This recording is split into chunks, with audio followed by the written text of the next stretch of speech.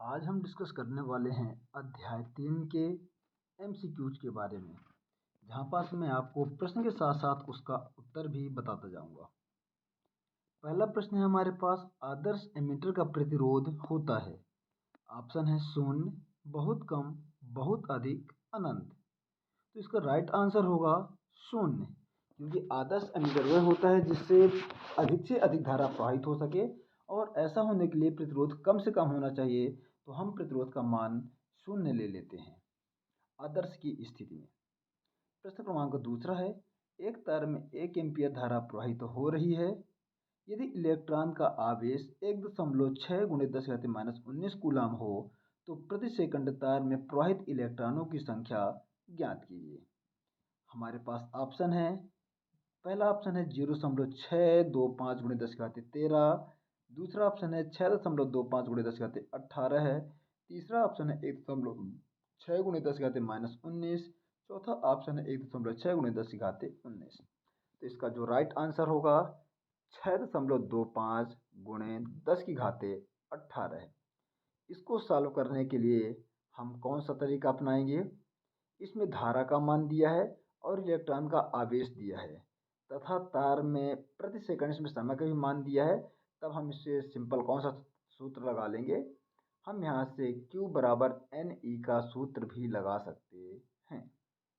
आगे चलते हैं, एमीटर का प्रतिरोध कितना होता है? तो एमीटर का प्रतिरोध के लिए ऑप्शन है हमारे पास कम, बड़ा, बहुत कम, बहुत बड़ा। तो जो इसका आंसर होगा, आंसर है बहुत कम। किसी चालक का विशिष्ट प्रतिरोध बढ़ता है तापमान बढ़ाने से, अनुप्रस्थ काट क्षेत्रफल बढ़ने से, लंबाई घटने से, अनुप्रस्थ काट क्षेत्रफल घटने से। जो विशिष्ट प्रतिरोध होता है वो ना तो लंबाई पर निर्भर करता है और ना ही क्षेत्रफल पर निर्भर करता है, वह तापमान पर निर्भर करता है। और यदि तापमान बढ़ेगा तो हमारा विशिष्ट प्रतिरोध या प्रतिरोधकता भी बढ़ेगी। तो हमारा ऑप्शन नंबर ए, तापमान बढ़ने से, सही होगा।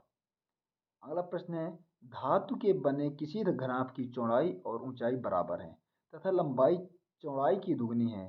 समानांतर सतहों के बीच महत्तम और लघुत्तम प्रतिरोधों का अनुपात क्या होगा? तो ऑप्शन है 8, 4, 2, इनमें से कोई नहीं। इसका जो ऑप्शन होगा वो है ऑप्शन नंबर ए, 8। एक चालक में 3.2 एम्पीयर की धारा प्रवाहित हो रही है। इस चालक के किसी अनुप्रस्थ काट के आर पार प्रति सेकंड कितने इलेक्ट्रॉन प्रवाहित होंगे? ऑप्शन है 2 × 10⁻19, 3 × 10⁻20, 5.2 × 10⁻19, 9 × 10⁻20। ऑप्शन इसका उत्तर जो होगा वो होगा ऑप्शन नंबर ए, 2 × 10⁻19।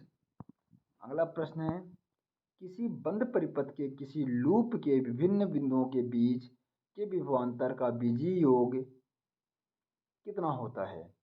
हमारे पास ऑप्शन है, शून्य से अधिक होता है, शून्य से कम होता है, शून्य होता है, अचर होता है। तो यदि मैं लूप की बात करूं, यहाँ पास लूप की बात की जा रही है, तो बीजीय योग कितना होता है? शून्य होता है। ये किरचॉफ का दूसरा नियम है, जिसको लूप का नियम या विभव का नियम भी कहते हैं, जो कि ऊर्जा संरक्षण के सिद्धांत पर आधारित है।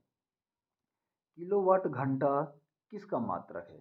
शक्ति का, ऊर्जा का, बल आघूर्ण का, इनमें से कोई नहीं। जो हमारे पास किलोवाट घंटा है ये ऊर्जा का मात्रक है, क्योंकि आपने इसको पढ़ा हुआ है। यह एक ऊष्मा का भी मात्रक है। यदि ऊष्मा का मात्रक होगा तो ऊर्जा की भी मात्रक होगा। स्वस्थ मनुष्य के शरीर का विद्युत प्रतिरोध कितना होता है? 50,000 ओम, 10,000 ओम, 1,000 ओम, 10 ओम। तो ध्यान रखिएगा कि एक जो स्वस्थ मनुष्य होता है उसके शरीर का प्रतिरोध 50,000 ओम होता है। अगला प्रश्न है हमारे पास, प्रश्न क्रमांक 10। 10 एम्पीयर की धारा एक तार से 10 सेकंड तक प्रवाहित होती है। यदि तार का विभवांतर 15 वोल्ट हो तो किया गया कार्य क्या होगा? तो यहाँ से अब हमको निकालना पड़ेगा किया गया कार्य आप VIT से भी निकाल सकते हैं। सूत्र आपके पास होता है VIT। इसको हम शक्ति भी या ऊर्जा भी कह सकते हैं। तो यहाँ से जो ऑप्शन होगा, इसका ऑप्शन होगा 1500 जूल। अगला प्रश्न है 5 ओम प्रतिरोध के एक तार से जिसका विभवांतर 7 वोल्ट है 20 मिनट तक धारा प्रवाहित होती है, उत्पन्न ऊष्मा है।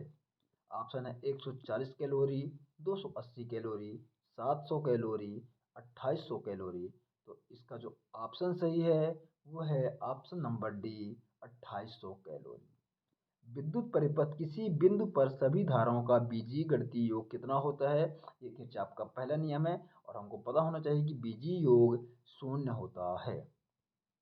व्हीटस्टोन ब्रिज का प्रयोग होता है सिर्फ उच्च प्रतिरोध के मापन में, सिर्फ अल्प प्रतिरोध के मापन में, उच्च एवं अल्प दोनों ही प्रतिरोध के मापन में, विभवांतरों के मापन में। तो इसका ऑप्शन नंबर सी सही होगा, उच्च एवं अल्प दोनों ही प्रतिरोध के मापन में व्हीटस्टोन ब्रिज का प्रयोग किया जाता है।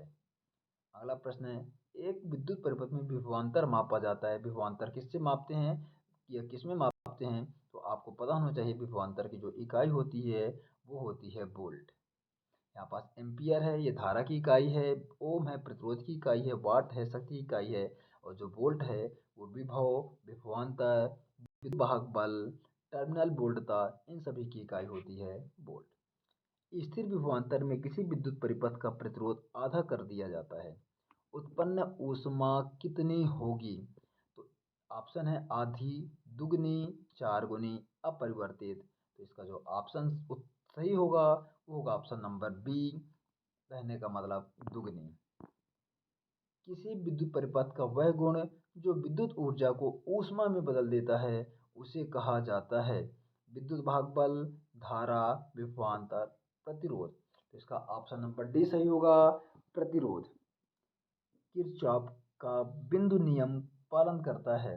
बिंदु नियम बोले तो धारा का नियम होता है, संधि का नियम होता है और ये आवेश संरक्षण के सिद्धांत पर आधारित होता है।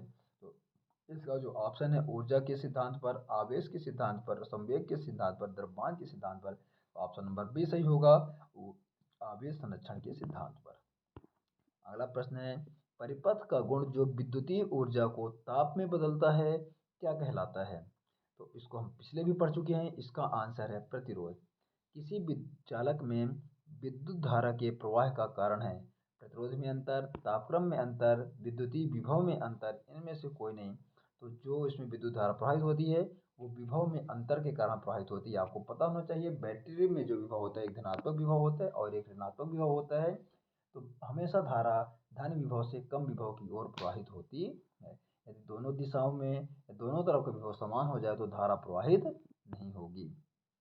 विद्युत हीटर में जिस पदार्थ का उपयोग किया जाता है उसे क्या कहते हैं? तांबा, प्लेटिनम, टंगस्टन, नाइक्रोम। तो विद्युत हीटर में जिसका प्रयोग किया जाता है, जिसकी कॉइल होती है वो आज की डेट में नाइक्रोम की बनी होती है। इसका ऑप्शन सही होगा, option number D, nichrome. Wheatstone सेतु से तुलना करता है प्रतिरोधों का, धाराओं का, विभवांतर का, सभी का। तो ऑप्शन है आपको पता होना चाहिए कि उसके चारों भुजाओं में प्रतिरोध जुड़े होते हैं, तो यह प्रतिरोधों की तुलना करता है। तांबा का कार्य फलन होता है कुछ इलेक्ट्रॉन वोल्ट, कुछ जूल, कुछ वाट, कुछ वोल्ट। तो इसका जो उत्तर होगा वो होगा कुछ इलेक्ट्रॉन वोल्ट।